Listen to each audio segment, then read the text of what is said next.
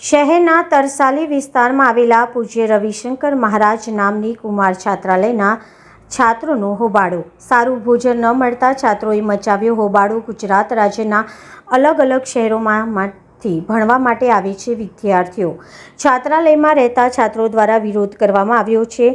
છેલ્લા 2 દિવસથી gas cylinder ન હોવાથી ભોજન બંધ હોવાનો કોન્ટ્રાક્ટરનો બચાવ. છાત્રોને સમયસર અને ગુણવત્તાયુક્ત જમવાનું ન મળતા છાત્રોમાં ભારે રોષ જોવા મળ્યો હતો.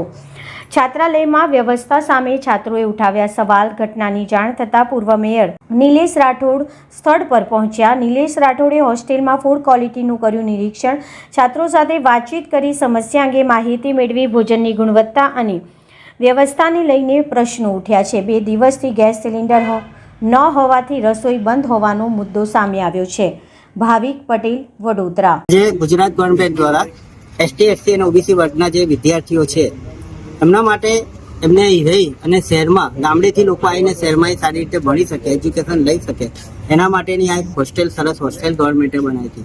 પણ આ અધિકારીઓના પાપે, આ અધિકારીઓના લીધે આ છોકરાઓને ગેસના બાટલનો આ 2 દિવસથી કે 1 દિવસથી પ્રોબ્લેમ છે, આપણે એક્સેપ્ટ કરીએ. અને જો ગેસના બાટલાનો પ્રોબ્લેમ હોય તો અત્યારના મારા આવ્યા પછી લોકો જમવાનું કેમ બનાવવા બેઠા? અત્યારના 1 વાગ્યો, 12:30, 1 વાગે આ લોકોને હજી જમવાનું આપ્યું નથી.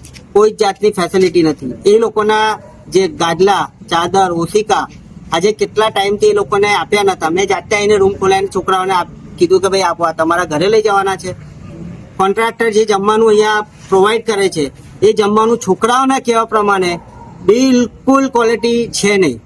એટલે મારી આ લોકોને ચેતવણી છે કે હું તો તરસાલીમાં જ રહું છું ને મારા વિસ્તારમાં જ હોસ્ટેલ આવી છે. દર અઠવાડિયે 15 દિવસે એક વખત હું અહીંયા આંટો મારવા આવીશ.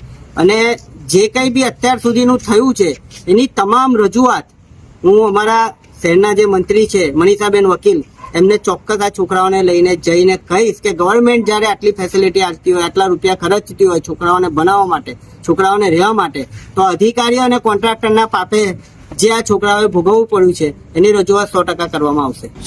હું છેલ્લા 5 વર્ષથી અહીંયા રહું છું. આ વર્ષે સતત સમસ્યાઓ રહે છે. અમે આ વિદ્યાર્થીઓ બધા ગુજરાતના દરેક ક્ષેત્રથી આવતા હોય છે પોતાના સપનાઓ લઈને. વડોદરા જેવા મહાનગરમાં MS યુનિવર્સિટી, પારુલ યુનિવર્સિટીમાં અભ્યાસ કરે છે.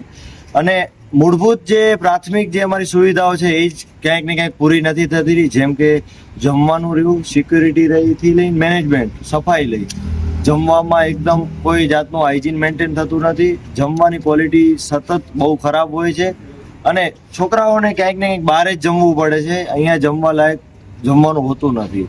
બીજું જોવા જઈએ તો શિયાળામાં ગરમ પાણી મળતું નથી થી લઈને ઘણી બધી સમસ્યાઓ આ હોસ્ટેલમાં રહી છે. મેનેજમેન્ટ ક્યાંક ને ક્યાંક જ્યારે સરકાર આટલો બધો ખર્ચો કરતી હોય છે, આ બધા વિદ્યાર્થીઓ મેરિટ થ્રુ આવ્યા છે, એમના પાછળ આટલો બધો ખર્ચો સરકારનો થતો હોય છે, તે છતાં અધિકારીઓ અને કોન્ટ્રાક્ટરના બાપે જે અમને વંચિત રહીએ છીએ સુવિધાઓથી, એના થકી આજે અમે મીડિયાને જાણ કરી હતી.